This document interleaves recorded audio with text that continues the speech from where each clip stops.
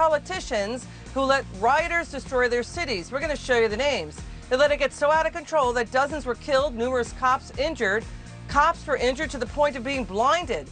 Even retired cops, remember, like Police Captain David Dorn, he was shot dead. Also, innocent civilians still to this day getting assaulted. It happened right here in New York City.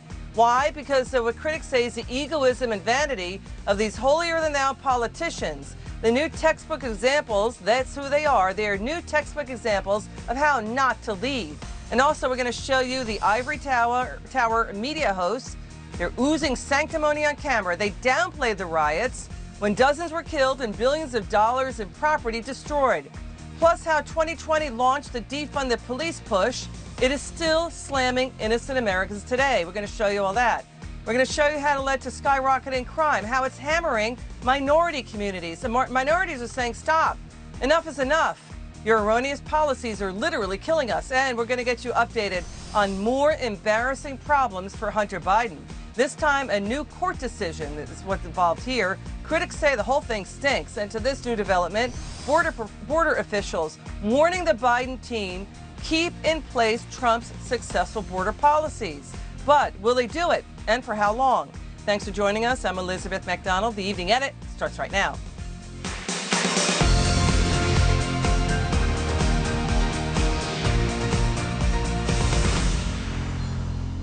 Okay, we're in breaking news mode. We're going to talk with Congressman Ken Buck. Let's bring him on right now.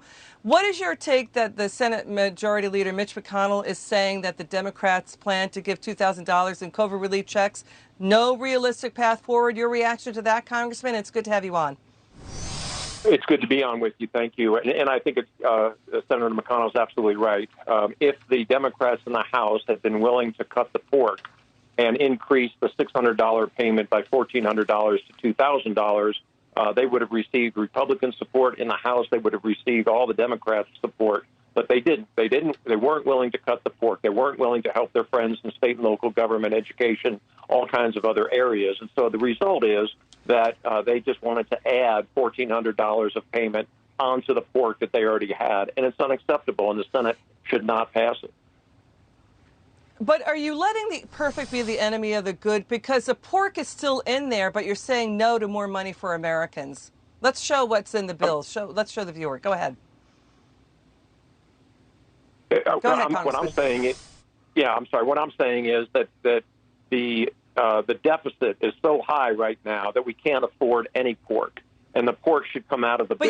But you're giving it to Sudan. You're giving it to Sudan, Jordan. You're doing border security for Lebanon, Tunisia, Oman. You're giving money to Central America to fight corruption, money to Ukraine, money to Burma. So why not? Why can't you cut those amounts and give the money to Americans? Absolutely, I agree with you. We should be cutting it. This priority should be Americans. Americans should get the $2,000, but we should not be giving Americans the $2,000 and giving these other countries this outrageous amount. The Democrats have to bend on a few issues, and the issues are all the money that's going overseas and all the money that's going to non-COVID related pet projects here in the U.S. All right, but it just seems like Americans are going to get really hung out to dry here, but not what's going, but the money overseas is still going to flow out. So that's a complaint, right? Absolutely. The Americans should get the $2,000. The money should not flow overseas. Absolutely. Okay, so, all right, here's the other thing. We're basically, the president is saying that Republicans have a death wish if they don't allow these $2,000 checks to go out. What do you say to that? Well, I think it's clear that what should have happened is a few months ago, the president and the Senate negotiators and House negotiators should have figured out how to give the Americans the $2,000 checks and should have figured out how to streamline a bill without all the pork. Had that happened, had people negotiated in good faith, we would be there right now. What happened instead was Nancy Pelosi wanted to bail out blue states' pension funds and tried to put that in the COVID bill.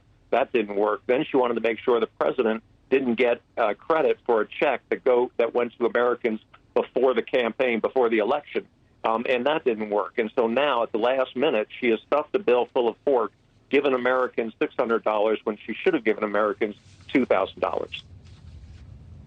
Okay, so this has been going on for months. And why is it time and time again this happens at the 11th hour? There's a rush out the door, and then Americans get stuck with the bill and stuck with less money.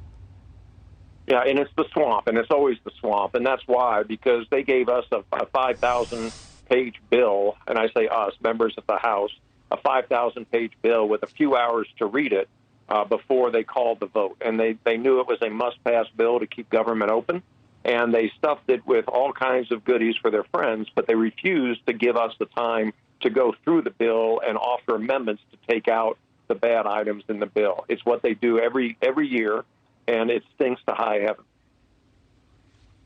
Okay, we've got to move on to this other story because this is a new development. 2 U.S. B-52 bombers, 2 Air Force, their Stratofortresses, in a show of force to Iran flying over the Persian Gulf. You sit on House Foreign Affairs.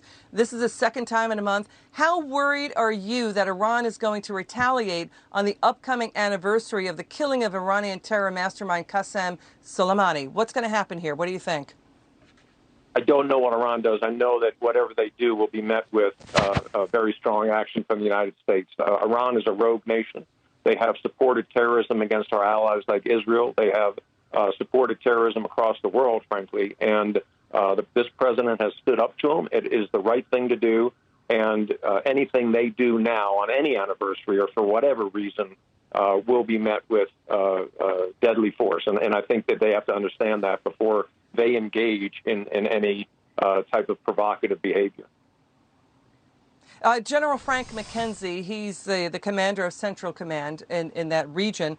He's saying the U.S. is moving in and deploying combat-ready capabilities into the area. There could be a rocket attack in Iraq, also, or, drone strikes again on oil fields like Iran did. Iran is accused of doing that with Saudi Arabia. But that's what's the serious threat here, that we could see in coming days rocket attacks by Iran in the region. Your final word on that.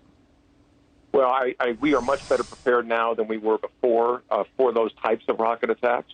And I believe that the combat-ready troops are assigned to Iran, that they should not engage in this behavior. They're trying to take over. They're trying to take advantage of a transition of power in this country, and they're making a serious mistake if they do. Congressman